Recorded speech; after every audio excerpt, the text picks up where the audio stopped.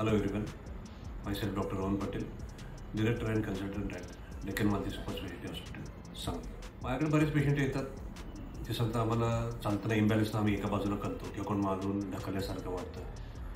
तर this is imbalance. What are the causes of imbalance? One, brain stroke. Brain स्ट्रोकमुळे एका बाजूला weakness येतं आणि त्यामुळं माणूस एका बाजूला कलायला लागतो. 2 नंबर आहे inner year disorders.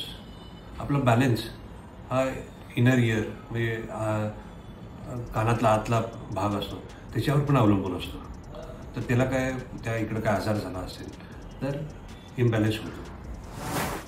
CP angle लिजन म्हणजे सेरेब्रोपोंटाईन अँगल लिजन हा भागसुद्धा आपला बॅलन्स कंट्रोल करतो आणि तिकडच्या नसायला जर काय आघात झाला तर इम्बॅलन्स होऊ शकतो. Vitamin B12 deficiency.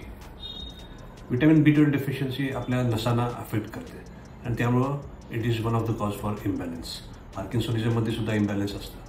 आणि शेवटचं म्हणजे सर्वायकल स्पाईन कॉम्प्रेशन. जर सर्वायकल स्पाईनमध्ये कॉम्प्रेशन आलं तर त्यामुळं मज्जारज्जूमध्ये सूज ही येऊ शकते आणि तसं जर का झालं तर इम्बॅलन्स होऊ शकतो. थँक्यू.